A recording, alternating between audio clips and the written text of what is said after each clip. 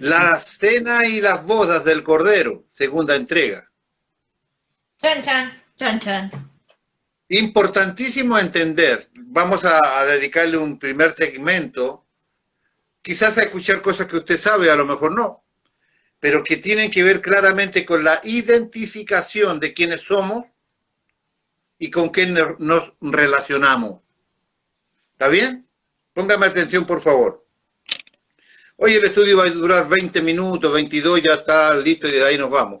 Así que esté ese 22 minutos conectado allí, porque créame que van a ser los mejores 22 minutos de su vida. ¿Está bien? Hemos venido analizando el calendario de Dios en cuanto a los eventos previamente establecidos de Dios como soberano. ¿No es cierto? Hemos venido revisando algunas circunstancias, vimos, bueno, ustedes saben mejor que yo, hemos visto el Apocalipsis desde el primer capítulo, hemos conocido algunos personajes allí como el Anticristo, ¿no es cierto?, el caballo blanco, hemos aclarado que ese, aunque parezca que bueno, no es tan bueno, hemos visto el caballo rojo, el caballo negro, el amarillo, ¿no es cierto?, que en realidad es un blanco desteñido, ¿no? Cada uno de los jinetes, cada uno de las autoridades que le ha dado y cada una de las funcionalidades que ha tenido. Hemos conocido cada uno de los sellos, ¿no es cierto?, hasta que hemos llegado allí al rapto, donde hemos marcado como la parte importante para la iglesia.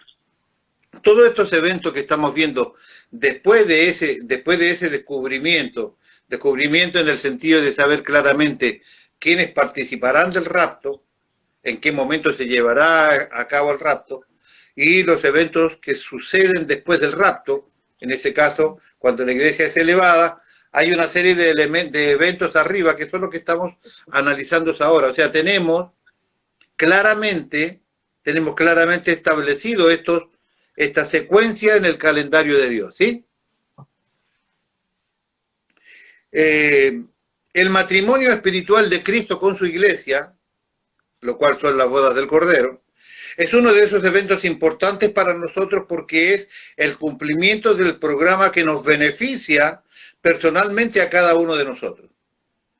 Si usted es partícipe de la boda del Cordero, o de la cena de la boda del Cordero, es porque usted fue partícipe del rapto de la iglesia.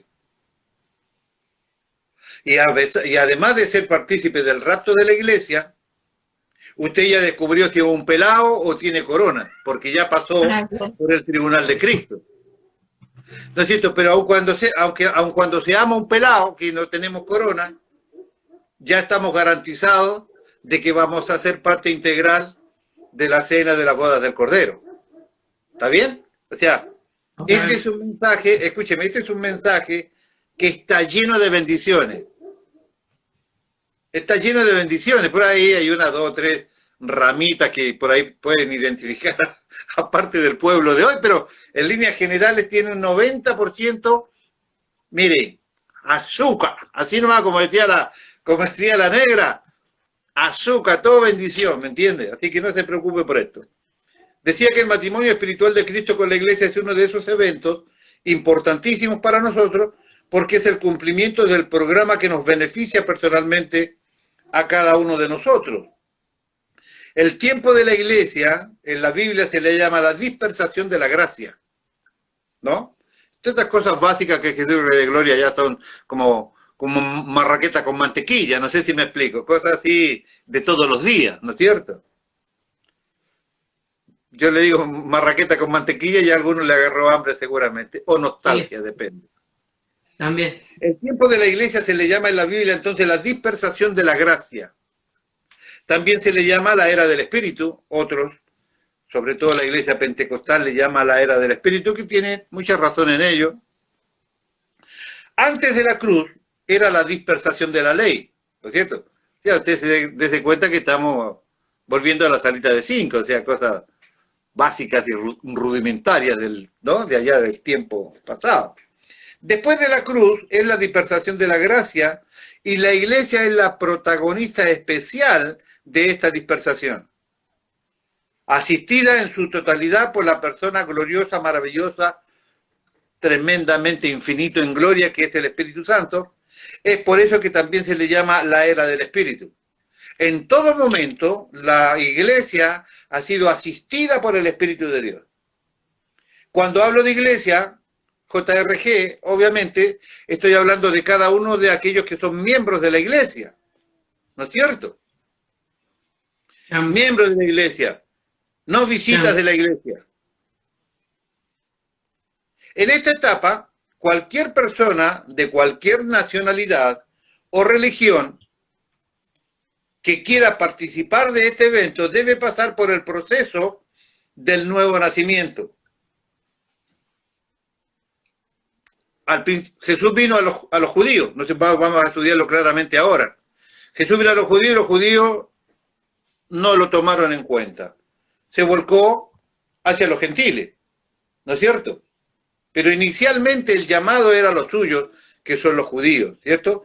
Entonces, en esta etapa de la iglesia, de la gracia o de la era del Espíritu, en esta, cualquier persona de cualquier nacionalidad, no necesariamente tiene que ser judío, o de cualquier religión, que quiera participar de este evento, debe pasar por el proceso del nuevo nacimiento. Creo que hemos estudiado suficiente sobre el nuevo nacimiento para que ninguno ya esté engañado diciendo yo soy del cuerpo de Cristo, yo soy la novia del Cordero, gloria, aleluya, y usted siga haciendo la vida que hacía antes. Ya.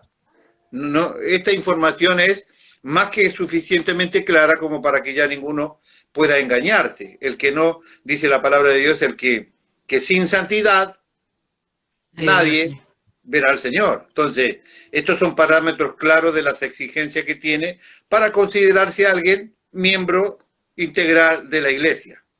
Ahora, ¿qué es ser parte de la iglesia? Debe pasar procesos de Juan capítulo 3 sobre el nuevo nacimiento. ¿No es cierto? Primero, dice que si usted no nace de nuevo, si usted no nace de nuevo, usted no puede ver. Si usted no nace del agua del Espíritu, no puede entender, menos puede ver el reino. Claramente establecido. Está prohibido que usted pueda entender o ver el reino si usted no ha nacido de nuevo y no ha nacido del agua del Espíritu. ¿No es cierto? Agua es la palabra de Dios y Espíritu del Espíritu de Dios, del Espíritu Santo. Esta dispersación termina con el arrebatamiento de la iglesia. Esta etapa en la que todo el mundo puede venir a Cristo, no importa nacionalidad, religión o lo que sea, mientras pase por el proceso del nuevo nacimiento, puede ser parte integral de la iglesia, que va a ser llevada en el rapto, presentada en el tribunal, y va a participar de la boda y de la cena del Cordero, ¿verdad? Todo este proceso. Esta dispersación terminará con el rapto de la iglesia. En el momento que la iglesia es llevada de aquí, cambiaron las reglas de juego. Simplemente cambiaron las reglas de juego. Con el rapto de la iglesia termina una etapa muy importante para comenzar a transitar una nueva, la cual marcará la recta final de los eventos preparados por Dios para la raza humana. Ya ahí estamos, te quedan poco tiempo como para, ¿no? Nos vemos, ¿no? Fuimos, como decía uno. Entonces, debemos tener en cuenta esto. Estamos a la víspera, estamos ahí a minutos de uno de los eventos más grandes que va a diferenciar esta gran situación. Si somos raptados con la iglesia, somos parte integral de un mundo espiritual aceptado de Dios, a través de Cristo Jesús, nuestro Señor, Dios y Redentor. Si no sos parte del rapto, te vas a quedar aquí a sufrir la gran tribulación. Ya las reglas del juego habrán cambiado, porque ya no es simplemente por la fe en Cristo, sino que tendrás que dar tu vida por causa de Él para poder tener vida eterna. Vas a tener que manifestarte en la gran tribulación como creyente en Cristo, donde no vas a poder comprar ni vender si no tienes la marca de la bestia en tu cuerpo, ya sea en la frente o en tu mano derecha. Y una vez que permitas, porque no quieres ver a tu hijo muertos de hambre allí, muriendo literalmente de hambre, porque no habrá una persecución en la historia de la raza humana con Dios tan severa y tan profunda y tan violenta como la que va a tener el anticristo con respecto a los creyentes en Cristo en la gran tribulación. Nunca ha habido una persecución, aun cuando las persecuciones han sido complejas, complejísima, lo que ha pasado a la iglesia no tiene ni siquiera asomo con la descarga de violencia y de odio que el anticristo manifestará contra los creyentes en Dios, ¿no? En la gran tribulación. Eso es claramente importante de destacar. No es simplemente que usted, hoy extraña a los hermanos. Ay, estamos medio nostálgicos porque no nos podemos ver a los hermanos, ¿no? Pero recuerde que cualquier persona que participe de la gran tribulación no participó del rapto. Y ya no los va a poder buscar por el WhatsApp o por el teléfono o a ver si se conecta a las 7, a no ser que conformen el comando de tribulación. Pero ya no van a estar porque todos aquellos que fueron raptados simplemente desaparecieron de su era y de su esfera. No hay manera de ubicarlos porque ellos estarán en otra dimensión, en otro lugar, con otras características y en otra tarea totalmente diferente a la que se va a vivir acá. Entonces lo que estamos haciendo, empezando a hacer es, vamos a separar la iglesia de Israel. Vamos a identificarnos lo que somos iglesia de Dios, no somos pueblo de Dios. ¿Está bien? Sí.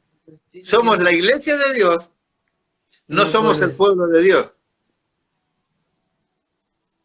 ¿Está bien la frase? Sí, está bien la frase. Claramente sí. ¿Está bien la frase? O sea que Sí, usted no es pueblo de Dios. Somos el pueblo de Dios. Se equivocó Marco. Somos la iglesia de Dios, no somos pueblo de Dios. Aguántenme un tantito, créame que yo por lo menos no estoy equivocado en eso. Escúcheme. Muy Con la iglesia. Entonces decía que vamos a transitar una nueva etapa que marca la recta final que tiene que ver con la historia de la raza humana. Con la iglesia, por ejemplo, comienza una serie de eventos que se desarrollan en el aire, en el cielo y en la tierra. Con la iglesia comienza una nueva serie de eventos que se desarrollan en el aire, en el cielo y en la tierra. No todos los eventos que vamos a identificar ahora se desarrollan en el cielo. Yo le voy a ir dando un montón de detalles que quiero que ponga atención. Guárdese esto. Sí. Con la iglesia, por ejemplo, comienza una serie de eventos. Una serie de eventos que se desarrollarán en el aire, en el cielo y en la tierra. 3 lugares diferentes. Por otra parte, y con respecto a la tribulación en la tierra, con el mundo comienza una serie de juicios que culminarán con el gran trono blanco enjuiciando a todos los perdidos, quienes terminarán en el lago de fuego, cuál es la muerte segunda. O sea, hay una situación de bendición claramente establecida arriba, mientras se desarrolla aquí abajo la etapa de sufrimiento que el propio Jesús dijo que nunca ha habido ni habrá. O sea, la gran tribulación no solamente va a ser tremenda en violencia, tremenda en muerte y en persecución, en hambre, sino que también será la mano de Dios como nunca jamás la manifestó sobre la raza humana. Créame que no es aconsejable. Yo he escuchado por ahí, sé que algunos lo dicen de broma y otros lo dicen porque no pueden de otra manera. Dicen, yo voy a llegar 7 años después que vos, pero voy a llegar. No sé si va a ser tan fácil. No sé. Repito entonces por otra parte, con respecto a la tribulación, en la tierra con el mundo comienza una serie de juicios que culminará con el gran trono blanco, enjuiciado a todos los perdidos, quienes terminarán en el lago de fuego, que es la muerte segunda. Después que nosotros pasemos, ya estudiamos el tribunal de Cristo, estamos en la boda del Cordero. Vamos a ver hoy día que la boda del Cordero no tiene nada que ver con la cena del Cordero. Y después vamos a pasar al evento de el regreso del Señor Jesucristo con los santos. Vamos a ver quiénes son esos santos. Para pisar allí con sus piecitos allí en el Monte de los Olivos, ¿no? Y provocar ese valle. ¿Cómo se llama ese valle? El valle de...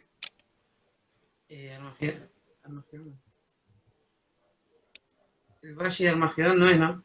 No. El valle de Josafat. Josafat, sí. ¿No? El valle de Josafat, allí Dios va a enjuiciar y va a pedir cuenta a todas las naciones. Es en el valle que provoca el pie de Jesús partiendo el monte de los olivos en dos, al norte y al sur, dejando un valle para enjuiciar naciones. O sea, escúcheme, imagínense lo que va a hacer eso. Continúo. Después que la iglesia sea arrebatada, comienza otro proceso con otro sistema, con otro pueblo que se llama Israel. El proceso de Dios se va con, el proceso de la iglesia con Dios se va para el cielo para empezar a hacer los pulidos, premiaciones, glorificación de la iglesia, la boda, la cena, ¿no? Todo este proceso de bendición con la iglesia. Por eso hice hincapié al principio, cuando la iglesia es raptada, hermano, un proceso de Dios con vos termina, porque ya te vas a salir de la duda si pertenecías o no al pueblo de Dios, pero te vas a una nueva esfera. En un abrir y cerrar de ojos seremos transformados nuestros cuerpos, tendremos cuerpos glorificados, estaremos desde la presencia del Señor. Ya no habrá más muerte, más llanto, ni separación, ni nada. Estaremos allí para estar para siempre con el Señor. O sea, ¿hay un cambio o no hay un cambio? Hay un cambio maravilloso y glorioso. Entonces, después que la iglesia es arrebatada, comienza otro proceso con otro sistema, porque le aplicará a Israel un sistema que no le aplicó nunca a la iglesia. Ahora lo vamos a ver. No podemos mezclar ciertas situaciones de ciertos personajes por falta de entendimiento en cuanto a los tiempos y a los procesos de Dios. Por ejemplo, Apocalipsis capítulo 13, versículo 7 dice, y se le permitió al anticristo, y se le permitió hacer guerra contra los santos y vencerlos. Apocalipsis 13, 17. Al anticristo se le permitió hacer guerra contra los santos y vencerlos. Estos santos que pelean con el anticristo, que son vencidos por el anticristo, no es la iglesia. No tiene nada que ver con la iglesia. Esto no es la iglesia. La iglesia desaparece desde el capítulo 3 de Apocalipsis hasta el capítulo 19. No hay indicios de la iglesia. El capítulo 13 no se refiere a la iglesia. El capítulo 4 al 18 de Apocalipsis no se menciona a la iglesia. La iglesia vuelve a aparecer recién en el capítulo 19. Todos los que aparezcan en estos capítulos martirizados, por ahí, son judíos mesiánicos, no son la iglesia. Que una persona pueda morir por Cristo, ponga atención en esto, si una persona pueda morir por Cristo en la gran tribulación, no lo hace parte de la iglesia. La iglesia ya no está, la iglesia fue raptada, ya está allí, era otra la iglesia. Si no te fuiste en el rapto, es porque nunca fuiste miembro de la iglesia. Dios nunca te consideró parte de la iglesia. Así que cualquier persona que pueda morir por Cristo y zafar de la gran tribulación para la vida eterna, todavía no es parte de la iglesia. Ya vamos a ver, póngame atención y no se ponga nervioso. Todos los que aparezcan en los capítulos martirizados, por ahí son judíos mesiánicos, no son la iglesia. Cuando la iglesia es arrebatada, comienza el programa de Dios con ellos, el programa de Dios con Israel. Israel será restaurado. Ellos son una nación soberana, independiente y republicana desde el año 1948. Sí. Ellos no son la iglesia. La mayoría de los miembros de la nación de Israel no creen en Jesús. No solamente no creen en Jesús, menosprecian a Jesús. No solamente lo menosprecian, odian a Jesús. La gran mayoría de los miembros del pueblo de Israel o de la nación de Israel. Me interesa identificarlo como nación de Israel. Por la dureza de sus corazones, Dios le negó el entendimiento a ellos. Ellos, por más que quisieran, con todo lo que han hecho en contra de Cristo, no pueden entender nada de lo que pasa.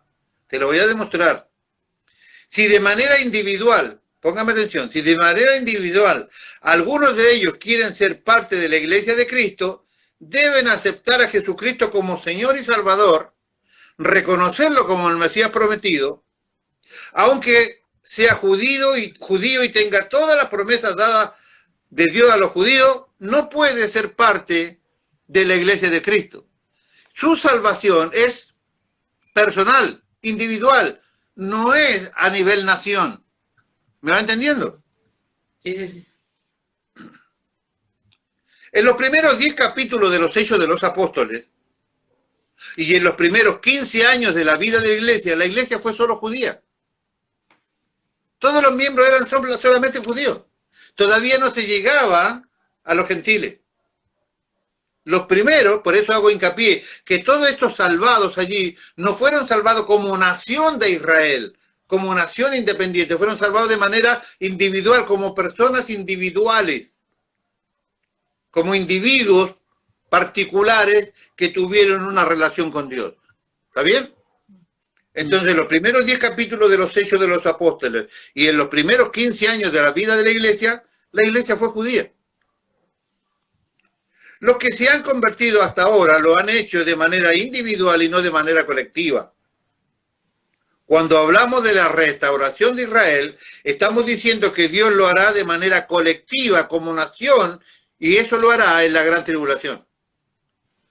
En la gran tribulación, repito, evento que Dios mismo dijo que no ha habido ni habrá un sufrimiento tal, la ira de Dios se manifestará de una manera, pero increíblemente, cuesta imaginar los juicios de Dios. Bueno, a través de ese proceso, Dios restaurará a Israel. ¿Cuál fue el proceso que tuvo con su iglesia? Amor, paciencia, misericordia, mensaje, abrazo, beso, chuchuchu, ¿no? Te caíste, vení que te levanto, te caíste, vení que te levanto. Cada tanto te dice, ¿no? Cada tanto un recuperate, pero comparado con lo que va a pasar con Israel para restaurarlo, ni la sombra. Todavía somos rebeldes, todavía somos irrespetuosos. Todavía no vaciamos el baúl de los recuerdos como yo pedía oración en el día de hoy, ¿no? Tenemos tantos recuerdos, entre comillas, guardados en nuestro corazón, que ese tipo de sentimientos, ese tipo de conducta, ese tipo de sentir, no son parte de las cosas que llevaremos para la vida eterna. Y yo digo más, esas cosas te pueden dejar fuera. Debemos entender que estamos estudiando la participación de la boda del Cordero, previo dado por hecho de que la santidad nuestra y el compromiso con Dios ha sido tal que somos parte integral de la verdadera iglesia que va a ser raptada para poder vivir la boda del Cordero. Pero hay tantas cosas que nosotros no queremos remediar que de verdad son complejas. Yo estaba orando y me acordé de una frase que hace muchísimos años aprendí y me parece absolutamente apropiada para este tiempo en la iglesia. El ignorar a un ser humano, el ignorar a una persona, eso es simplemente ira contenida. Si usted tiene la tendencia a ignorar a alguien, usted tiene ira contenida. Y yo le puedo asegurar que una persona con la ira contenida en el corazón de alguien que se llama creyente o que pretende ser parte del rapto de la iglesia y participar de la boda del Cordero, no tiene ninguna posibilidad. No tiene ninguna posibilidad. Jesucristo tiene 1.000.000 de atributos que se le pueden copiar. Y le dijo, yo solamente quiero que clonen 2 de los míos, ser manso y humilde de corazón. ¿Usted cree que Jesucristo podría ignorar a alguien? Hacer como que ese se murió, no ser capaz de, no sé, de lo que sea, no ser capaz de contestar, no ser capaz de preguntar cómo está, no ser capaz de orar por alguien que no se te pidió. Ignorar a alguien es ira contenida. Y un corazón rencilloso no puede de ninguna manera pretender vivir eternamente con aquel que es manso y humilde de corazón. No es compatible. No es compatible. Es como invitar a un hincha de Boca y un hincha de River a tomar cerveza. Van a terminar a la trompada, ¿me entiende? Esto es igual, o más grave todavía. Recuerda esta frase. Ignorar a alguien, hacer cuenta que ese no te habló, que ese no te, que ese no existe, que ignorar a alguien es ira contenida.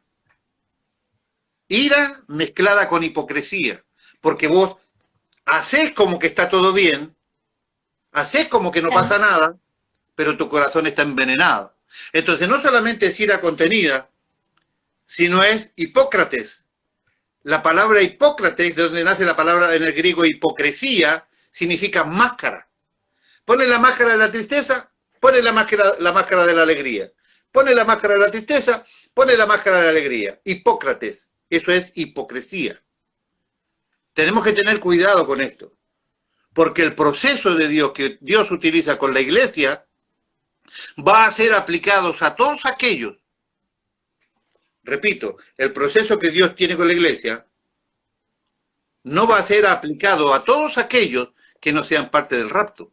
Dios te va a aplicar a los judíos y a los que queden aquí, se le va a aplicar el otro método, ese método claramente que dije, método nuevo, que tiene que ver exclusivamente con el sufrimiento de la gran tribulación. Ponga en cuenta, por favor, el que quiera oír al Señor, que oiga esto. Israel será salvo, pero debe pasar la gran tribulación. Israel será salvo, la gran mayoría, no todos tampoco. Será salvo, pero debe pasar la gran tribulación. En ese mismo tiempo, Dios cumplirá el propósito de su iglesia llevándolo al cielo. En Apocalipsis 7:13, entonces uno de los ancianos habló diciéndome, estos que están vestidos de ropas blancas, ¿quiénes son? ¿Y de dónde han venido? Versículo 14. Y yo le dije, Señor, tú lo sabes. Y él me dijo, estos son los que han salido de la gran tribulación y han lavado sus ropas y han emblanquecido en la sangre del Cordero. Esta sola manifestación nos está mostrando que todo este evento de estos que salen de la gran tribulación no están en el cielo, porque la gran tribulación se manifiesta aquí en la tierra. Este versículo 14 nos está diciendo que hay una diferencia, la iglesia está allí y esto está sucediendo aquí abajo. Dos lugares diferentes donde ya se ha dividido la sociedad o la iglesia entre los que están salvados y los que no alcanzaron a estarlo. Esta es la nación de Israel restaurada. Esto del versículo 14 de Apocalipsis 7. Estos son los que dan un mensaje muy importante al identificar a los que salieron de la gran tribulación. Nos están diciendo que ciertos eventos se realizarán en la tierra, no todos son en el cielo. Encontramos en la Biblia dos figuras bien importantes que son simplemente figuras aplicables o no, pero que tienen para nosotros una gran enseñanza. Estos son Enoc y Noé. Enoc fue arrebatado antes del diluvio y fue arrebatado para no ver muerte.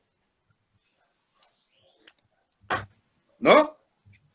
Salvó de la muerte del diluvio. Él no pasó el diluvio. Es un tipo del rapto de la iglesia. Sí. Es un tipo del rapto de la iglesia. Enoc, ¿cuáles eran las características que tenía Enoc? Dice, Enoc caminó con Dios. ¿Qué debe hacer la iglesia de Cristo? La iglesia de Cristo camina con Dios. Él predicó y profetizó, dice la palabra del Señor. Enoc predicó, dice el libro de Judas, ¿no es cierto? ¿Qué tiene que hacer la iglesia? Profetizar y predicar también la palabra de Dios. Vivía en absoluta santidad, Enoc, a tal punto que no conoció la muerte. ¿Cómo debe vivir la iglesia para no pasar la gran tribulación? Debe vivir en santidad. O sea, las características propias de Enoc para no conocer la muerte y salvar del diluvio y de la muerte del diluvio son las mismas características que nosotros debemos vivir para poder zafar de la muerte de la gran tribulación. Así que Enoc es un buen ejemplo para identificar esta etapa en donde nosotros estamos. La iglesia, no se olvide que estamos haciendo diferencia entre la iglesia a Israel.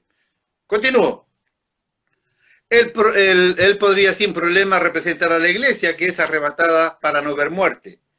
Enoc y 7 personas más se salvaron, pero tuvo que pasar la gran tribulación del diluvio.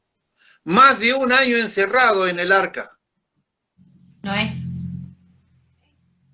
Noé y 7 personas se salvaron, pero tuvo que pasar la tribulación del diluvio, más de 1 año encerrado en el arca. Ay, tengo que sacar a mis niños a la plaza. Tengo que sacar a mi niño a la plaza porque hace 5 meses que no lo puedo sacar a la plaza. Ay, los niños ya no saben qué hacer. Los voy a meter 1 año y medio entre animales llenos de excremento y llenos de pipí de todo, en el medio de una barcaza que se movía como una cáscara de nuez, con una familia dentro, que lo único que podía escuchar eran las tormentas, los rayos y los vientos y la lluvia de algo que para ellos era totalmente nuevo. Noé con su familia estuvo más de 1 año metido en el arca. Más de 1 año. No quiero que usted después de pasar esto haga la gran Noé. ¿Qué hizo Noé después que salió del arca? Lo primero que le puso a celebrar el tipo. Vamos a celebrar que se terminó la pandemia, vamos a darle un toque. Y Noé terminó. No aconsejo que hagan eso, por favor, ¿no es cierto? Pero Noé representa claramente al pueblo de Israel, quien será salvado a través de la tormenta de la gran tribulación, pero debe pasar la gran tribulación. Enoc representa a la iglesia, Noé representa a Israel, claramente. Noé sin problema podía identificar a los judíos que se salvaron y no podrán escapar del tormento de la gran tribulación. Debemos darle gracias al Señor por lo que somos. ¿Qué somos nosotros? Nosotros somos la novia del Cordero. Somos los llamados a, pobrecito, vení que te hiciste nana en el dedo. Chubaca, chubaca, chenteca, chenteca. Ay, pobrecito, mi nene. Ya te voy a cambiar de trabajo para que no te duelan los brazos con los portones. Tranquilo, chentechaca, chentechaca. Así le va a decir el Señor, ¿no?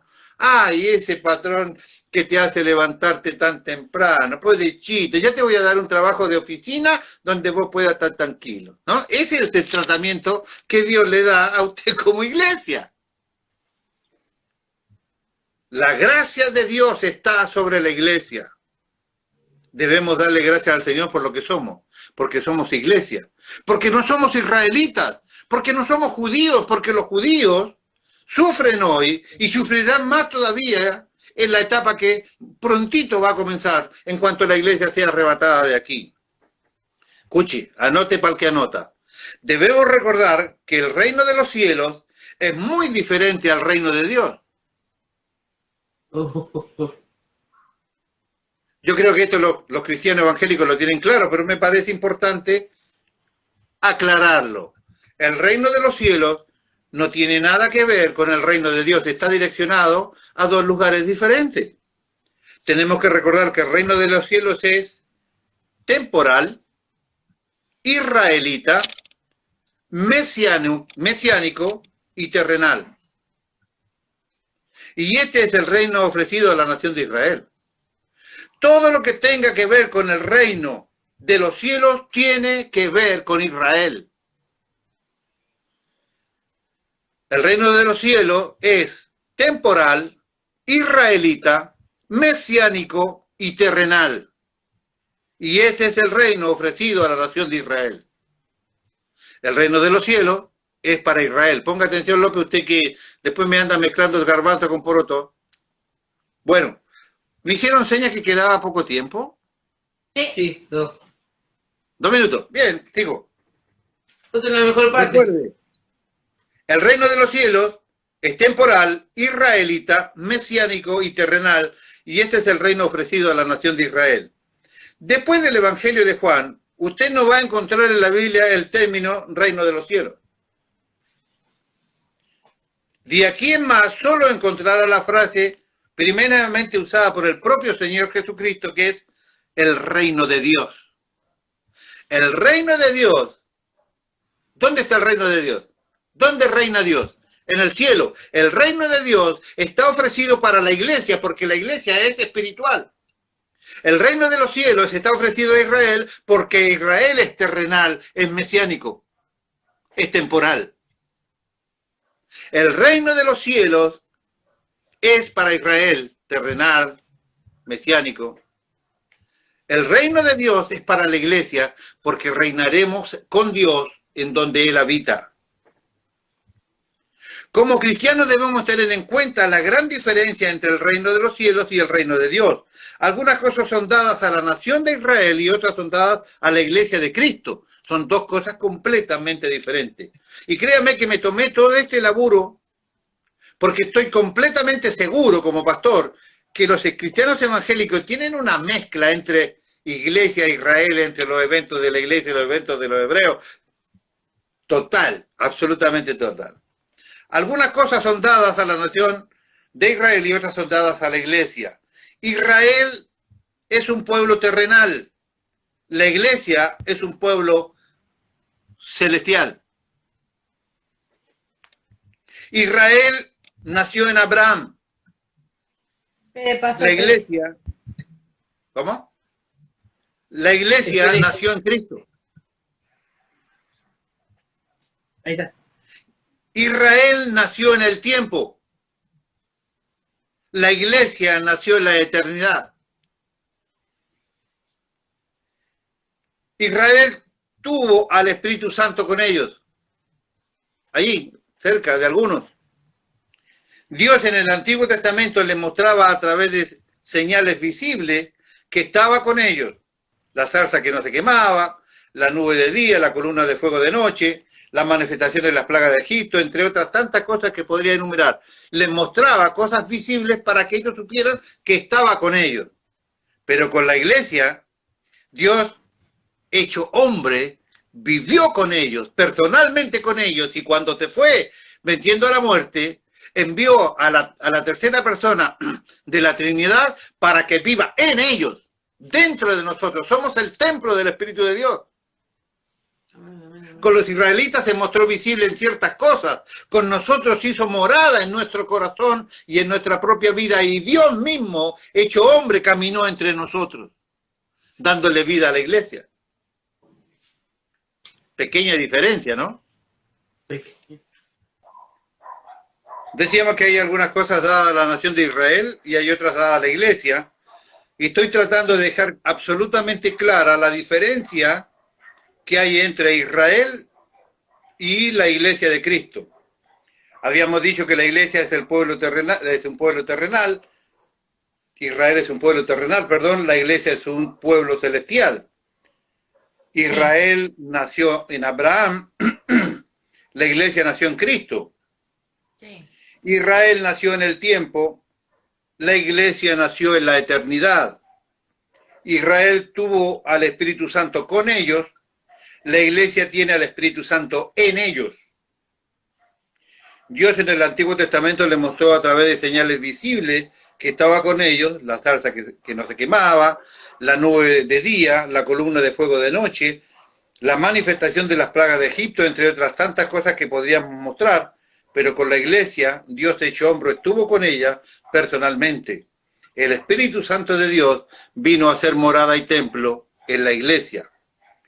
El pueblo de Israel ha sufrido una gran apostasía al seguir viviendo por la ley y despreciando la gracia de Dios al rechazar a Jesús como el Mesías prometido. Quiero hacer hincapié en esto. Cualquier persona que se acerque a Dios y que quiera vivir por los parámetros que tienen que ver con la ley, gente que puede hacer mitad y mitad, como es el caso de los judíos mesiánicos, tienen de verdad un problema con esto.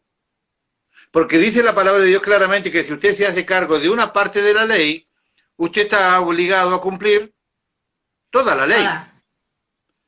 Y si dice claramente el apóstol Pablo, que lo vamos a revisar en un minuto, que si usted está interesado en la ley, las cosas que Dios le dio, se lo dio a través de la gracia o se lo dio por oír con fe. Evidentemente Dios está interesado claramente en que nosotros aprovechemos esta etapa de la gracia de Cristo, esta etapa de la era del Espíritu, porque la era de la ley ya fue mala y será peor en la etapa venidera. ¿Sí? Hecha la aclaración, continúo. Si usted quiere ver, y atención por favor hermanos, atención hermanos por favor en esto. Si usted quiere ver las consecuencias de vivir en la apostasía, que tiene que ver parte con los judíos mesiánicos o parte con los de aquellos que todavía no logran entender que Dios demanda santidad, limpieza de corazón, que Dios demanda una transparencia en su accionar diario, que a Dios no se le puede engañar, que usted no puede vivir con una pierna adentro y otra pierna afuera, porque eso es el definitiva de la apostasía. La apostasía es estar un poco allá y un poco aquí. Ser judío mesiánico es estar un poco en la ley y tratar de estar un poco en la gracia. Si usted quiere ver las consecuencias de vivir en la apostasía, vea la carta a los Gálatas, que fueron los primeros mesiánicos. Ellos comenzaron en la gracia y terminaron en la ley. O sea, ellos comenzaron en el espíritu y terminaron en la carne. O sea, ser mesiánico no es solamente celebrar la Pascua, celebrar la fiesta de los tabernáculos, no es solamente eso. Usted puede no ser judío mesiánico y vivir como los judíos mesiánicos. Usted puede no ser de Galacia y vivir como los Gálatas. Usted no puede desearlo, pero puede terminar como los Gálatas. Mire, ellos comenzaron por la gracia y terminaron en la ley, que es decir, que comenzaron en el espíritu y terminaron en la carne. Gálatas capítulo 3, versículo 1 dice claramente, hago la aclaración, por si alguno no se enteró, escrito por el apóstol Pablo. Luis está exento de culpa. Oh Gálatas insensatos, ¿quién os fascinó para no obedecer a la verdad? A vosotros, ante cuyos ojos Jesucristo fue ya presentado claramente entre vosotros como crucificado. Esto solo quiero saber de vosotros. ¿Recibisteis el Espíritu por las obras de la ley o por el oír con fe? ¿Tan necios sois que habiendo comenzado por el Espíritu ahora vais a acabar en la carne? ¿Tantas cosas habéis padecido en vano? Si es que realmente las padeciste en vano, porque a lo mejor te las merecías. Ese es un agregado mío, perdón, discúlpeme. Versículo 5. Aquel pues que os suministra el Espíritu y hace maravilla entre vosotros, ¿lo hace por las obras de la ley o por el oír con fe? Porque todos los que dependen de las obras de la ley están bajo maldición. ¿Cómo? Versículo 10 de Gálatas 3. Porque todos los que dependen de las obras de la ley están bajo maldición. Pues escrito está, maldito todo aquel que no permaneciere en todas las cosas escritas en el libro de la ley para hacerlas. La iglesia es totalmente espiritual porque pertenece al reino de Dios. Romanos capítulo 14, versículo 17. Porque el reino de Dios no es comida ni bebida, sino justicia, paz y gozo en el Espíritu Santo. ¿Qué es el reino de Dios? El reino de Dios es donde está establecida la iglesia. ¿Qué es? No es comida, no es bebida, es justicia, es paz y es gozo en el Espíritu Santo. Voy a hacer mención al mismo ejemplo que puse hace unos minutos atrás. ¿Puedes decir que tu corazón está en paz, ignorando a las personas como si se hubieran muerto? Repito, ignorar a alguien es simplemente ira, veneno contenido. Romanos 14, 17 lo dice, no lo digo yo. Porque el reino de Dios no es comida ni bebida, sino justicia, paz y gozo en el Espíritu Santo. Efesios capítulo 1, versículo 3 dice, bendito sea el Dios y Padre de nuestro Señor Jesucristo, que nos bendijo con toda bendición espiritual en los lugares celestiales en Cristo. Todo esto simplemente para que no le quede duda que la iglesia es espiritual, que la iglesia está instruida y nutrida del Espíritu Santo glorioso de Dios. Todo esto nada más para afirmar esta realidad por si alguno tiene duda y quiere seguir apostándole a algunos puntos de la ley, ¿no? Efesios 1:3, bendito sea el Dios y Padre de nuestro Señor Jesucristo, que nos bendijo con toda bendición espiritual en los lugares celestiales en Cristo. Segunda de Corintios, capítulo 10, versículo 3. Pues aunque andamos en la carne, no militamos según la carne. Versículo 4, porque las armas de nuestra milicia no son carnales, sino poderosas en Dios para la destrucción de fortalezas. Aun cuando andamos en la carne, muchachos, no somos de la carne. Si la presencia del Espíritu Santo está en vos, si la presencia del Espíritu Santo está en vos, realmente, si eres realmente una persona espiritual que pertenece a un ente espiritual como la iglesia, que está establecida en el pleno corazón del reino de Dios, no me puedes convencer tan fácilmente que, ay, no puedo con la carne. Ay, mire, no puedo con la carne. Ay, ese que, ¿sabe qué? Esto, ay, no puedo. Es una cosa que no puedo. Una cosita chiquita así puede gobernar a un grandote peludo. Puede una cosita. No puedo, pastor. ¿Qué no puedo? Ay, no puedo. Es una cosa que me vence, la carne me gana. ¿Pretendés ir al cielo? Esto dice que no. Si no puedes vencer, porque aun cuando andamos en la carne, no militamos según la carne. Segunda de Corintios 10:4, porque las armas de nuestra milicia no son carnales, sino poderosas en Dios para la destrucción de fortalezas. Allí tiene la herramienta para vencer el tabaco, el sexo ilícito, la pornografía. Allí tiene la herramienta. Armas poderosas en Dios para la destrucción de fortalezas. Dios nos ha dado las herramientas. Segunda de Corintios 10:5, derribando argumento y toda altivez que se levanta contra el conocimiento de Dios y llevando cautivo todo pensamiento a la obediencia a Cristo. No hay manera de poder justificarnos delante del Señor. Ay, no puedo. No hay manera. No hay manera. Segunda de Corintios 6:16. ¿Y qué acuerdo hay entre el templo de Dios y los ídolos? Porque vosotros soy el templo del Dios viviente. Como dijo, habitaré y andaré entre ellos, y seré su Dios, y ellos serán mi pueblo. ¿Tiene alguna duda de que la iglesia es un ente espiritual establecido en el corazón del reino de Dios? ¿Que tenemos todas las armas para poder llegar a la presencia del Señor y participar de la boda del Cordero? Al final de la gran tribulación se da comienzo a un evento muy importante llamado las bodas del Cordero. Y aquí le voy a empezar a hablar de lo que usted está esperando, López. Tranquilo, López, a usted le gustan los casorios. Tranquilo, aquí va. Debemos diferenciar entre la cena y las bodas del Cordero. Son dos eventos totalmente separados y distintos. La boda es totalmente separado de la cena. Son dos cosas completamente diferentes. Atención a esto. Las bodas del Cordero solo participarán Cristo, la iglesia y los ángeles.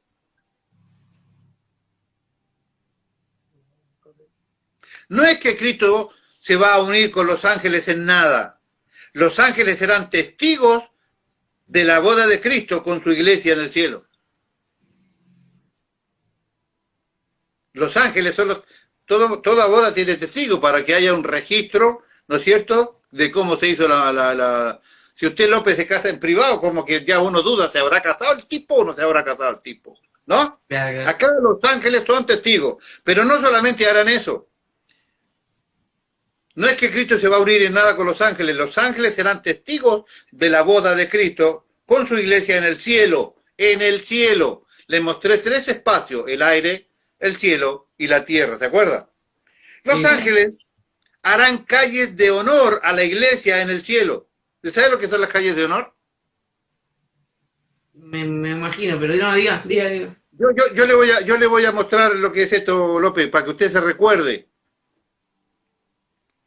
El día 8 de diciembre del 18, cuando River le ganó a Boca la Libertadores en España, los hinchas, los los jugadores de Boca se pusieron a uno y a otro costado para que por el medio pase el vencedor. Esa es una calle de honor. Los ángeles se pondrán a uno y a otro lugar para que Cristo, con su iglesia, para que su iglesia, la novia del Cordero, pase por el medio en calles de honor. Eso harán los ángeles en el cielo. Le pido disculpas por el ejemplo, López, y algunos otros no tiene mala intención. Los ángeles harán calles de honor en el cielo cuando se celebre el matrimonio espiritual entre Cristo y la iglesia. Mientras tanto, aquí abajo estará desarrollándose la gran tribulación con el pueblo de Israel como centro del tormento. Todos los líos serán allí en Jerusalén, todos los líos serán en Israel, toda la manifestación del poder de Dios por la ira manifestada va a ser allí en Israel. Ellos serán el centro del desastre, porque han rechazado a Cristo, han rechazado su gracia, han menospreciado su muerte y han menospreciado su sangre. Hay algunos evangélicos que se llaman por allí evangélicos pastores de renombre, diciendo que la sangre de Cristo no tiene diferencia con la sangre de cualquier animal o con la sangre de un cerdo. No voy a decir a la persona a quien me refiero, pero más de alguno de ustedes se va a identificar a quién se refiere. ¿Usted sabe a qué me refiero, López? Bien, guarde silencio, por favor. Por haber rechazado a Cristo y su gracia, deberá soportar la más grande persecución que jamás soportó a alguien que quiera seguir a Dios para algún lado. No solo Israel, sino todo aquel que ha rechazado a Jesús, el Señor, y no solo que deberá presentarse delante de Él, si no logra zafar de la gran tribulación como mártir, tendrá que enfrentar el gran trono blanco. En el gran trono blanco, usted sabe que... ¿También? Obvio. Si usted... Pero usted piense... ¿Me permite usarlo de ejemplo, López? López, usted se visitó en la iglesia, se llamó cristiano, no alcanzó en el rapto. No alcanzó a irse en el raptado porque lo que hizo no fue suficiente. Esto lo garantiza que usted va a vivir la gran tribulación. Pero en la gran tribulación, usted no quería pasar hambre, ni usted ni sus hijos, entonces se marcó con la marca de la bestia. Ah, sí. Automáticamente usted perdió su salvación. ¿Dónde va a parar para ser enjuiciado? Al gran trono blanco. En el trono blanco lo juician, lo encuentran culpable y se va solito al lago de fuego. O sea, no es que termina aquí el problema. Acá comienza. No es más fácil seguir a Cristo ahora. No es más fácil vaciar el corazón ahora y dejar de esos recuerdos que tanto guarda. No es más fácil dedicarse al Espíritu en vez de la carne ahora. No solo Israel, sino todo el que ha rechazado a Jesús, el Señor, y no solo deberá presentarse en estas circunstancias, sino también en el gran trono blanco. La cena de boda no se puede confundir con las bodas mismas. Las bodas del Cordero son en el cielo. Y la cena de las bodas es aquí en la tierra. Las bodas del Cordero son en el cielo y la cena de las bodas son aquí en la tierra. Cristo viene desde el cielo con la iglesia. Ya no viene por la iglesia, sino que viene con la iglesia. Te lo voy a mostrar, tranquilo. Sí. La mención de Jehová mi Dios lleva al profeta súbitamente a dirigirse a Jehová de una manera directa. Es como que el profeta está allí, de repente alza la cabeza, en Lucas 21-28, repentinamente ve esta visión y dice que viene el Señor y dice, y viene con todos sus santos. Esa es la expresión del texto. Isaías 25:9 habla de santos y de ángeles que escoltarán al rey que retorna, según Mateo capítulo 24, 30 y 31, Judas 1:14. Y con los redimidos, según 1 Corintios 15:23, 1 Tesalonicenses 3:13 y 4:14. ¿Quiénes vienen con Cristo entonces? Vienen los ángeles, pero vienen todos los redimidos, porque la boda del Cordero se realiza en el cielo. Cuando Cristo regresa, ya viene casado. Y López, acá lo voy a poner a usted en aprieto por ponerse enfrente nomás. Escuche lo que dice. Usted me va a responder algunas preguntas. Bueno, si podemos. El Monte de los Olivos, que está enfrente de Jerusalén, al oriente, y, se partirá en el medio, hacia el oriente y hacia el occidente, haciendo un valle muy grande, y la mitad del monte se separará del norte de la mitad del sur. El texto de Zacarías es clarificador. Zacarías 14:4 dice, y se afirmará sus pies en aquel día sobre el Monte de los Olivos, que está enfrente de Jerusalén, al oriente, y el Monte de los Olivos se partirá por en medio, hacia el oriente y hacia el occidente, haciendo un muy gran valle, y la mitad del monte se apartará hacia el norte y la otra mitad hacia el sur. Zacarías 14:5 dice, y huiréis al valle de los montes, porque el valle de los montes llegará hasta Asal. Huiréis de la manera que huisteis por causa del terremoto de los días de Usías, rey de Judá. Escuche, y vendrá Jehová, mi Dios, y con él todos los santos. Promesa garantizada de Dios. Ahora, es importante ver que Cristo viene visible con la iglesia. Recuerde, viene Cristo, la iglesia y los ángeles. Sí. En este momento, ¿a dónde pertenecemos? Pertenecemos al mundo invisible, al mundo de Dios, al mundo, ¿no es cierto? Estamos en el mundo espiritual, estamos en el mundo invisible, ¿no es cierto? Celebrando las bodas del Cordero allí en el cielo. Sí. Cuando desciende la iglesia, Cristo, la iglesia y los ángeles se hacen visibles para poder pararse allí en el medio, pisar el Monte de los Olivos, partirlo en dos y hacer guerra allí en el Valle del Meguido. O sea, vamos a salir del mundo espiritual, nos vamos a hacer visibles junto con Cristo y junto con los ángeles. Todo el mundo nos podrá ver montados en los caballos blancos, López, con la corona en la cabeza y con la espada desenvainada para defender a nuestro rey, aun cuando hace falta, porque va a hablar y se va a armar el lío que no va. Mire, leí ahí las características de los profetas. Tremendo lo que le va a pasar a los que se enfrenten en aquel día con el Señor. Le voy a mostrar dentro de un tantito que hay 3 escenas en la Biblia, una tremendamente que no la quiero ni mencionar, pero se la voy a mencionar igual porque soy re macho. Mire, recuerde que al venir de la gloria y la eternidad ya pertenecemos al mundo invisible y el mundo espiritual para los humanos. Es por eso que es importante que podamos ver que Cristo se hará visible y su esposa también junto con ellos allí en la nube según Zacarías. Desde este punto de vista, la parábola de las 10 vírgenes no aplica a la iglesia. López, ¿está cómodo? Bueno, póngame atención porque necesito que me ayuden a razonar. A ver, bueno. Desde este punto de vista, la parábola de las 10 vírgenes no aplican a la iglesia. Pensemos 10 minutos en las 10 vírgenes. Sí. Ese esposo estaba casado ya en el desposorio, ¿no es cierto? ¿Estaba casado con las 10 vírgenes? No. Porque resulta que todas la esperaban y todas iban a salir al encuentro. Usted lo predicó en tradiciones orientales, eso. Bien, pero esa es la visión de un oriental. Yo le estoy dándole, quiero que usted me ayude a descifrar la visión de la iglesia evangélica. Póngame atención. Ellos estaban esperando el novio afuera. Pregunto, ¿ese esposo estaba casado ya en el desposorio con las 10 vírgenes? No. Páreme que le hago. No, pero pare, ahora no se apure. Porque las 10 vírgenes esperaban al esposo.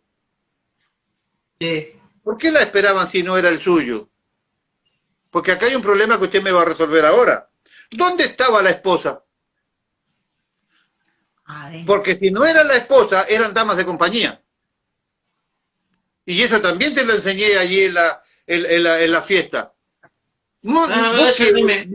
Usted búsqueme en las 10 vírgenes, búsqueme dónde diantres está la novia. Siempre se habla de las 10 vírgenes, pero déjeme que le termino. No tengo intención de hacer un estudio de esto porque sería muy bueno, pero quiero que me... Déjeme darle el detalle. ¿Por qué las 10 vírgenes esperaban al esposo si no era el suyo? ¿Dónde estaba la esposa? Porque si no eran esposas las 10, eran damas de compañía simplemente. Sí. Ahora, ¿dónde estaba la novia a quien acompañaban? ¿Dónde está la novia? ¿Se podrían dormir las damas de compañía si la novia estuviese presente? Si era una noche de fiesta, velaban y había música y habían antorchas y había festividad. Si eran las damas de compañía, porque descartemos, o él estaba casado con 10 mujeres a la vez, no, o eran las damas de compañía. Si eran las damas de compañía, ¿dónde está la novia? ¿Se podrían dormir las damas de compañía si la novia estuviese presente en pleno de la media fiesta esperando el retorno del esposo? Si las vírgenes del versículo 10 no entraron en las bodas, ¿tiene por ahí el texto del versículo 10? ¿No lo tiene? Sí, lo tengo. Mateo 25. Lo tengo. Léame el versículo 10, por favor, el versículo 10 nada más. Porque no quiero hacer un estudio de esto, pero quiero que usted entienda la idea. No sea malo, pastor. Pero Dice, mientras ellas iban a comprar, vino el esposo, y las que estaban preparadas entraron con él a las bodas y se cerró la puerta.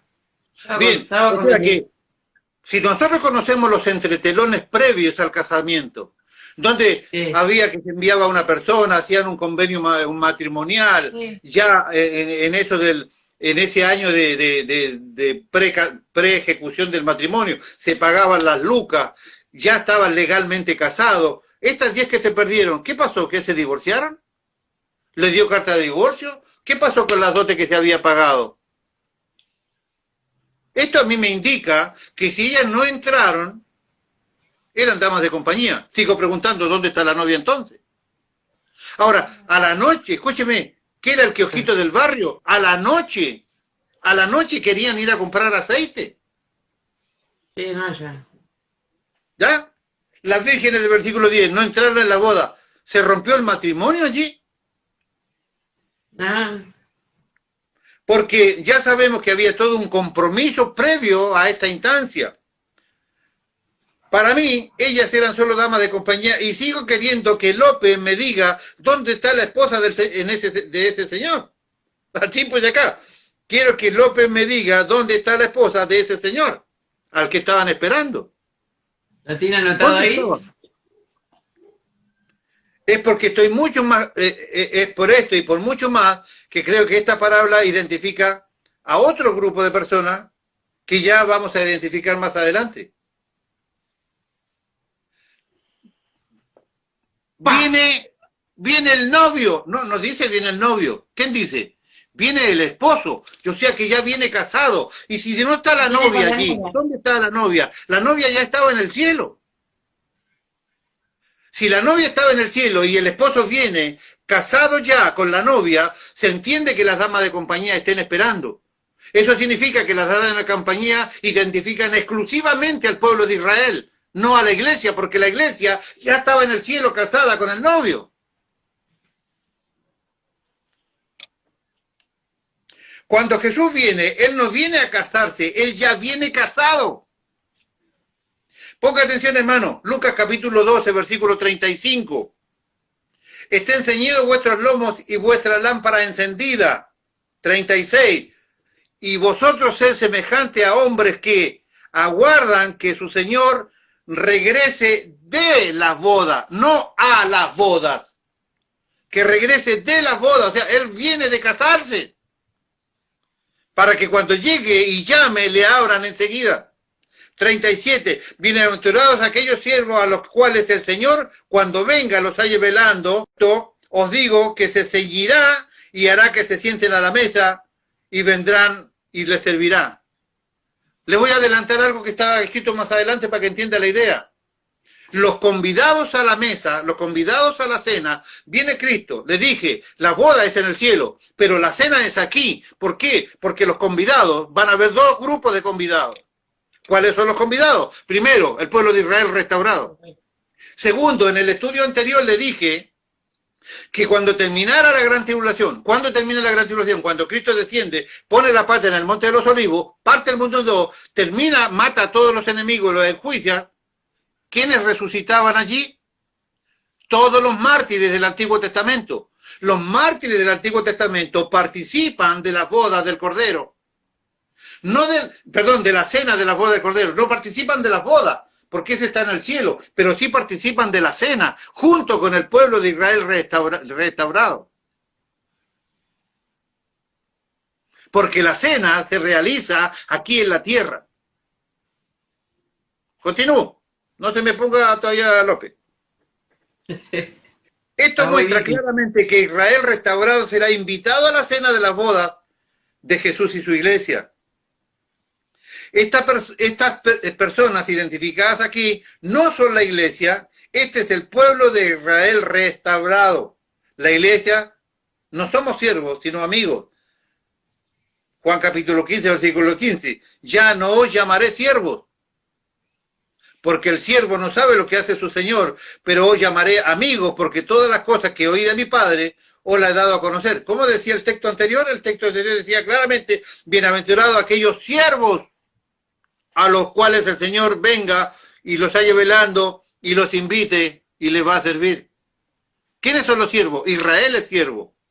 Nosotros somos la esposa del Cordero. Ya no os llamaré siervos, sino que los llamaré, porque el siervo no sabe lo que hace el Señor. Os llamaré amigos, porque todas las cosas que oí de mi Padre os las he dado a conocer. Esta gran cena está identificada allí en Mateo capítulo 22. Versículo 1 dice, respondió Jesús, les vuelvo a hablar en parábolas diciendo, el reino de los cielos es semejante a un rey que hizo fiesta de bodas a su hijo. ¿Dónde puede ser solamente fiesta? Dios, obviamente, ¿no es cierto? Envió a sus siervos a llamar a los convidados a las bodas, mas estos no quisieron venir. ¿Quiénes rechazaron? ¿Quiénes rechazaron esto? ¿Se refiere solamente a los seculares? Se refiere a Israel. 4.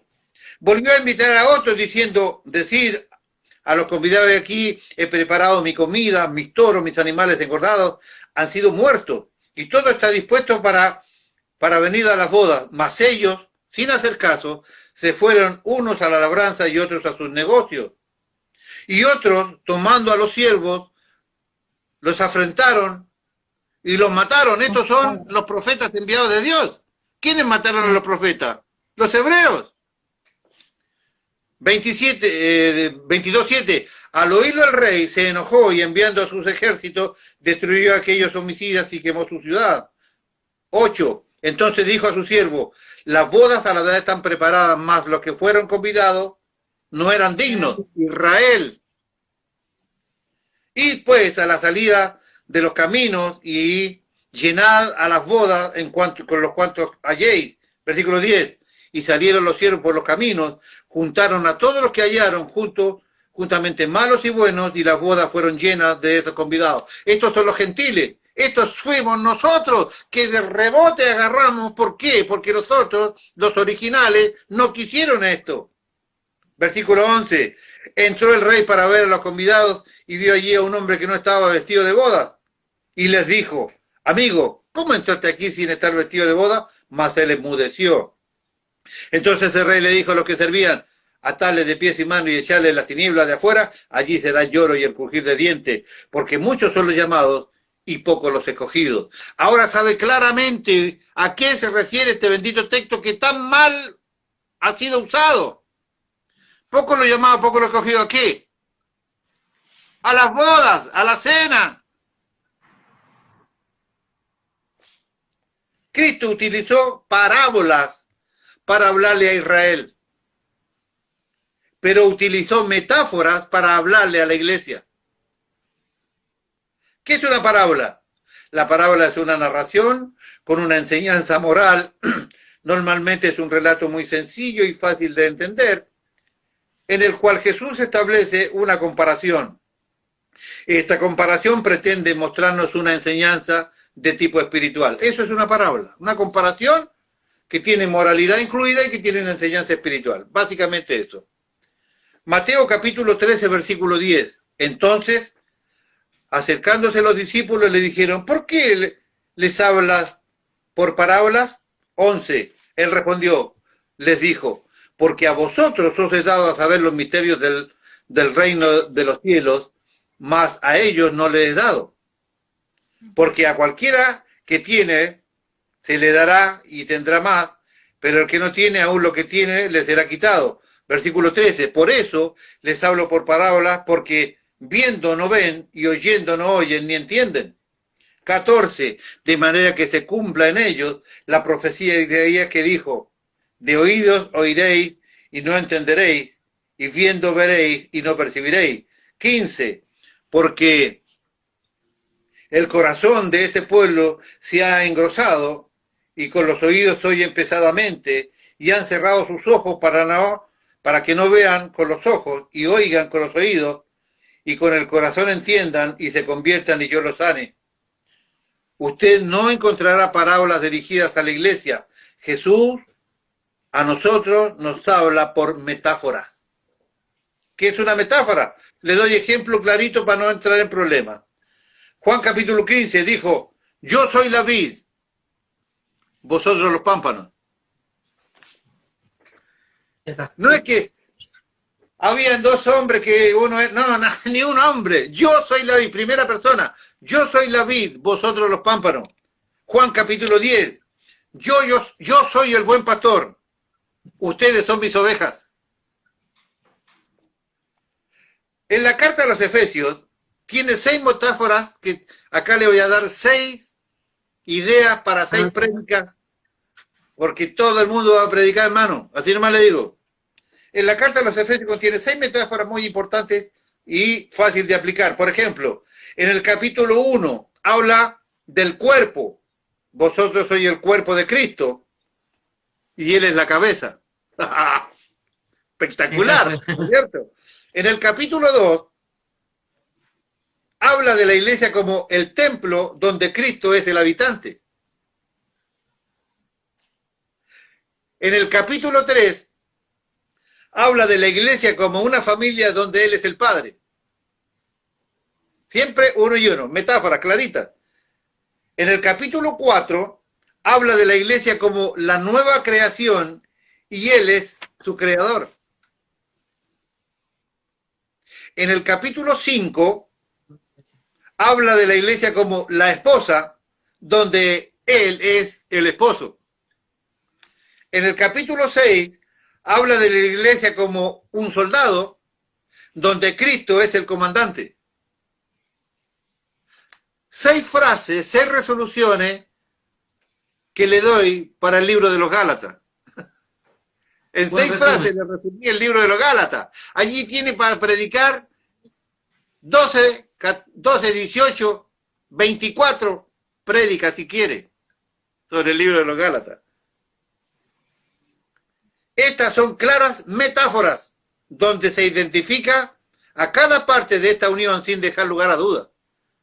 A los israelitas le hablaba por parábolas que si entendían, entendían, y si no, nos vemos. A nosotros, a la iglesia, les habla por metáforas, claras comparaciones. Yo soy esto, ustedes son esto. Yo soy la vid, ustedes los pámpanos. Sin mí nada pueden hacer. Yo soy el pastor, ustedes las ovejas. Yo soy el pastor que da su vida por las ovejas. O sea, claramente hablando de manera diferenciada. Pero eso no es todo. ¿Quieren más? Sí, sí. El apóstol Pablo representa a la iglesia como un real sacerdocio donde Cristo es el sumo sacerdote. ¿No? Mas vosotros sois. No, eso lo dijo Pedro, ¿verdad? Pedro también presenta a la iglesia como las piedras vivas, en donde Cristo es la roca fuerte. La iglesia es presentada como la luz del mundo, en donde Cristo es el sol de justicia. En realidad son 25 metáforas donde se ve claramente que Dios le habló al pueblo de Israel de una manera y a la iglesia de una manera totalmente diferente y absolutamente clara. Hay una diferencia entre Israel y la iglesia absolutamente clara, marcada de parte de Dios para nosotros.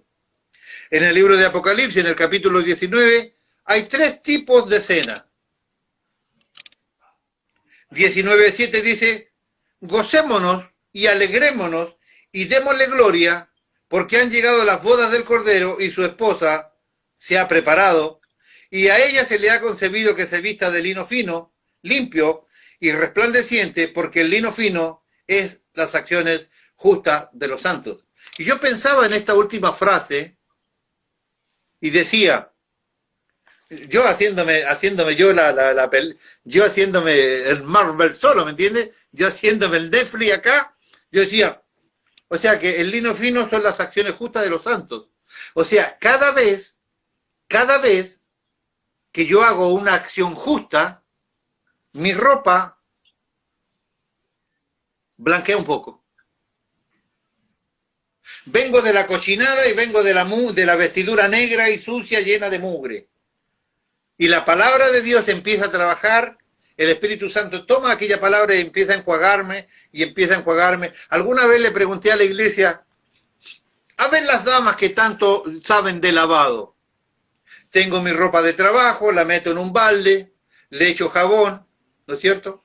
Hago todo el proceso que corresponde. Claro, hoy le mandan la ropa allí, le mandan y lava solo, pero yo hablo de lavado, o sea, no del ropa automático. Porque alguien me dijo, ¿qué es lo que lava? Yo la pregunta es, ¿qué es lo que lava? El lavarropa, alguien me dijo. ¿No es cierto? Sí. ¿Qué es lo que lava en realidad? El jabón que usted le pone, el refriego, la vuelta que da, los golpes que le da en el río cuando usted lavaba en el río como los indios o Elizabeth, y le pegaba contra las piedras ahí. ¿Qué es lo que lava? No lava el jabón, porque si usted lo lava y no enjuaga la cuestión y lo pone allí, lo único que hizo es que el jabón removió la mugre y lo cambió de lugar. ¿Qué es lo que lava la ropa en realidad? Es el enjuague. Mientras más lo meta al agua, más limpio queda. ¿Verdad? La palabra de Dios en la Biblia es el agua. Cuando usted ve agua en la Biblia es la palabra de Dios. Mientras más palabra de Dios, mientras más agua pase por tu vida, más limpio sos. Y esto dice así, porque el lino fino es las acciones justas de los santos. Mientras más buenas obras, mientras más limpio, mientras más trabajo el Espíritu Santo hace en mí, más blancas son mis vestiduras. Y si por allí me enganché y la túnica le saqué un pedazo acá en el hombro, y como dice aquí que el lino fino son las acciones justas de los santos, cuando ame a mi hermano, cuando deje de ignorar a mi hermano, cuando deje y vacíe el baúl de mi corazón que está lleno de porquería, entonces yo voy a ver aquí cómo Dios, después de haber mejorado mi condición, este agujero que tiene mi túnica va a ir componiéndose y de repente ¡pum! Va a estar blanco y lleno como si nunca hubiese algo allí, porque dice que las acciones justas de los santos es el lino fino, blanco y resplandeciente. O sea, yo me voy a vestir en la medida que cómo funcione como cristiano. En el versículo 7 y 8 se refiere claramente a la iglesia. Ahora, en el versículo 9, y el ángel dijo, estoy hablando de Apocalipsis 19:9, y el ángel me dijo, escribe, bienaventurados son los que llamados a la cena de la boda del Cordero. Y me dijo, estas son palabras verdaderas de Dios. Bienaventurados los que son llamados a la cena de la boda. Porque usted se casó, ¿no es cierto? Se casó en el templo. Y la fiestoca la hizo allá, ¿no? Alquiló todo un lugar y todo topísimo. ¿No? Allá. O sea, no es en el mismo lugar. Dios nos vamos a casar en un matrimonio espiritual con Cristo en el cielo y vamos a ir a otro lugar a la cena. Ahora, dice acá, bienaventurados los que son llamados a la cena de las bodas. Y me dijo, estas son palabras verdaderas de Dios. El versículo 9 se refiere claramente al pueblo de Israel. Más adelante, en el mismo capítulo, habla de la gran cena de Dios, que se refiere a la gran tribulación exclusivamente. Y esto es lo que de verdad a mí me provocaba. 19-17. Y vi a un ángel que estaba en pies en el sol, y clamó a gran voz diciendo: a todas las aves que vuelan en medio del cielo, venid y congregaos a la gran cena de Dios, para que comáis carne de reyes y de capitanes, carne de fuertes, carne de caballos y carne de sus jinetes, y carne de todos, libres o esclavos, pequeños y grandes. Esta en la Biblia es llamada la cena de Dios. Cuando Dios destruya, escuche, está hablando allí de mutilar, está hablando allí de deshacer, está hablando allí de que van a quedar esparcidos los cuerpos de aquellos que se rebelan en contra de Dios, a tal punto que el ángel está llamando a toda ave que vuela, venga y coma de estos que están aquí tirados y muertos por causa de la rebelión contra Dios. Una imagen tremenda. Porque la guerra del Armagedón no va a ser una guerra espiritual, va a ser una guerra física. Donde dice que Jesucristo con el poder de su boca los va a destruir a todos. Tremendo. Esta se refiere a la guerra del Armagedón, que quedará final allí a la gran tribulación. Resumiendo, para no perdernos, ya hemos entendido que el tribunal de Cristo será en el aire, no es en el cielo. No sé en qué lugar, pero lo que sí sé que no es en la tierra, ni es en el cielo, es en el aire. En algún lugar vamos a ser enjuiciados. No es en el cielo, es en el aire. Ya hemos entendido que el tribunal de Cristo será en el aire. No sabemos específicamente dónde será, pero lo cierto es que en la tierra no es. Esto está seguro. En la tierra no es. Después tenemos en claro que la boda del Cordero serán en el cielo. No en el aire ni en la tierra, en el cielo. Después tenemos la cena de la boda, que serán aquí en la tierra. No serán ni en el aire ni en el cielo, aquí en la tierra. La cena de las bodas. La boda del Cordero solo participarán Jesús y la iglesia. Sí. Los ángeles son los testigos. El Padre del cielo realizará la ceremonia como absoluta y total autoridad, ¿no es cierto? Espectacular. Y el Espíritu Santo es el que entrega a la novia. La ha asistido todo el tiempo. Es la que lo ha acompañado. Es la que ha hecho con ella una vida en común porque ha vivido en el corazón de ella. Los ángeles son los testigos, el Padre del cielo es el que hace la ceremonia y el Espíritu Santo presenta y le entrega a Cristo Jesús la novia. Espectacular, hermano. En la cena de las bodas participan de invitados Israel, restaurado, y los santos del Antiguo Testamento resucitados al término de la gran tribulación, como habíamos ya estudiado anteriormente. Existe un coro que dice, escuche, usted que es músico, López, músico y viejo músico. Un corito que yo cantaba cuando yo fui a la iglesia pentecostal hace muchos años, yo cantaba este corito. El corito dice así: convidado he sido a las bodas, a mi rey pronto veré. ¿Se acuerda de ese corito? Sí. Soy muy joven para acordarme de eso, pastor. ¿Se acuerdan? Claro. Mis hermanos se van a acordar de esos coros áureos. Pero escúcheme, lindo el coro, pero no dice absolutamente nada. ¿Cómo convidado he sido a las bodas y a mi rey pronto veré? Usted se casará con su señor. Piense, si usted es la novia, si usted es parte de la novia, es como que usted dice, nos vamos a casar, te invito, Núñez, a la ceremonia. ¿Cómo? Si es parte del casatorio. Somos parte de la iglesia, no somos convidados, somos la razón de la fiesta. O usted se puede casar con la Nuni en la iglesia y le dice, bueno, andate para la casa que yo voy solo a la fiesta. ¿Puede ser eso? No. ¿Cómo es que el corito dice, convidado he sido a las bodas, a mi rey pronto veré. Si en realidad yo soy parte de la novia, yo soy parte soy de la razón de la fiesta. ¿Cómo no va a llevar a la novia a la fiesta? Coritos inútiles. Coritos que el que inventó este corito nunca supo nada de las bodas del Cordero. Nunca supo nada de la función de la iglesia para con el matrimonio con Cristo.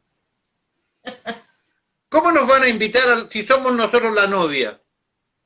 Es lo mismo que me voy a casar. ¿Con qué se va a casar? Con la señora espiritual. ¿La dónde la señora? No es que es espiritual.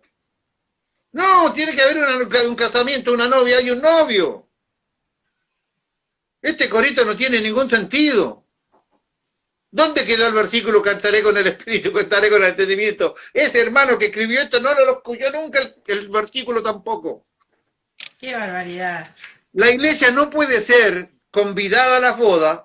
Nosotros somos la razón de las bodas y en nuestro honor se realiza la cena. ¿Cómo nos van a invitar si es en mí? En parte, en mi honor, porque yo soy parte de la iglesia. En su honor, porque usted es parte de la iglesia. En honor de mis hermanos que nos están escuchando, que son parte de la iglesia. ¿Cómo va a ser convidada a la fiesta de la novia si es la razón de la fiesta? Nosotros somos parte del matrimonio. Jesús no regresa con la novia, Él regresa con la esposa. Qué pena. Él regresa ya casado, Él no viene a casarse. ¿Viene el novio salir a recibirle? ¿Qué dice? Viene el esposo. Está casado el muchacho. No me lo miren con ojos sin vergüenza. Está casado. El novio que viene ya tiene esposa. No viene a casarse. Ya está casado. Regresa el esposo. Ya está casado. No es el novio. Él regresa casado. Viene al esposo a salir a recibirle. Dice allí a las 10 vírgenes que representan a Israel. Piense. Ve a las 10 vírgenes como Israel. Le puede decir, viene el esposo con su señora, salir a recibirle. La versión del oso, una versión antigua que se llama Biblia del oso, dice, viene el esposo con su esposa a salir a recibirle. ¿Tiene sentido si son Israel? Salir a recibirle porque Jesús y la iglesia vienen de regreso. Salir a recibirle porque ustedes van a ser convidados y están aquí en la tierra. Tiene sentido, ¿verdad? Este ejemplo nos enseñará mucho y lamentablemente lo voy a tener que dejar aquí, que tiene que ver con la vida de José, que representa cabal y totalmente la boda del Cordero. Es maravilloso esto que 22 figuras de Cristo en el relato de José que tienen que ver con el desarrollo de Jesús y su iglesia en esta boda y en esta cena. Pero la Nuni me hizo señas que tenemos 5 minutos y no puedo seguir lamentablemente. Pero créame que a mí me da pena de poder no observar a la vida de José reflejada en la boda del Cordero. En la vida de José. Hermanos, hemos dejado en claro esto. Israel es una historia, la iglesia es otra historia. Hemos identificado la razón del matrimonio, quién la hará, dónde la hará, quiénes serán los testigos, cuál será la función. Hemos identificado a los invitados, dónde será la fiesta, será aquí, veremos las razones por las cuales son invitadas estas personas, cómo va a ser la restauración para poder ser parte de esta iglesia, de esta fiesta. Hemos visto también quiénes van a ser participantes. Por fin empiezan a participar los santos del Antiguo Testamento. O sea que en la fiesta que usted va a tener con Cristo va a estar David, va a estar Abraham, va a estar Daniel, va a estar Noé. ¿Me va entendiendo? Hoy invité yo al pastor. ¿Qué pastor ni pastor? Van a estar los mártires, los santos del Antiguo Testamento van a estar en nuestra fiesta. El Padre, obviamente, el Hijo, que es el novio, el Espíritu Santo que la entregó, los ángeles haciendo calles de honor y todos los santos maravillosos profetas de Dios que dieron su vida por él, anunciando que este sería el novio de la iglesia. Hemos aprendido claramente qué es Israel. Hemos aprendido que no tiene ningún sentido ni inteligencia ser mesiánico. Qué tremendo es volver para atrás. Es que Dios te sacó del infierno y vos dale con meterte al infierno, dale con meterte al infierno. Dios te saca de la gran tribulación y dale con meterte a la gran tribulación. Y que sí, que quiero pasar por la tribulación. Por favor, ¿cómo? Es cuestión de estudiar las escrituras nada más. Hemos visto el trato maravilloso de la enseñanza de Dios, con Israel por un lado, con parábola, y con nosotros con metáforas, explicándolo claramente como si fuésemos unos niños hasta que podamos entender. Podemos ver maravillosamente claro que hemos aprendido Biblia tan distorsionada durante toda nuestra vida. Sí, pastor. Rompe la ilusión. Israel, las vírgenes, todo esto convulsionado hemos podido hoy día un poco clarificar. Si me esperan hasta el próximo jueves, continuamos con esto y le puedo asegurar que lo que viene, imagínense, es el corazón de lo que tenía para hoy. ¿Cuántas hojas le quedaron, pastor? Le digo. Tengo 12 de 18. Pero mañana en privado le voy a decir algo, pastor. ¿Se da cuenta? Mire, a mí esto me tranquiliza, me da esperanza. El trato de Dios misericordiosamente hablando para con nosotros es espectacular. Qué bárbaro. Somos tan identificados como propios de Dios que nos diferencia totalmente del mundo, de los judíos y de todo aquello que no tiene que ver con Él.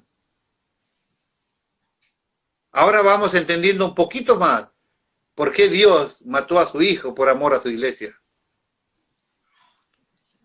Yo no sé cómo lo vive cada uno de los que me escucha, pero para mí esto es maravilloso. Poder entender el proceso de Dios, los eventos, quiénes son, dónde se aplica esta palabra, que este se refiere a este y no a este, y esto es esto y esto. A mí me enriquece. Yo espero sinceramente que a ustedes también, que se identifiquen en la iglesia, que entiendan que para esto maravilloso se necesita un corazón transparente, que se necesita un corazón, se lo voy a decir clarito y clarito y clarito, se necesita un corazón verdaderamente convertido a Cristo, porque Sanata y Chamullo tenemos el mundo lleno de esto. Y con aquel que estamos relacionados y enjuicia y decide si raja para el cielo o no, no le podemos mentir ni le podemos engañar.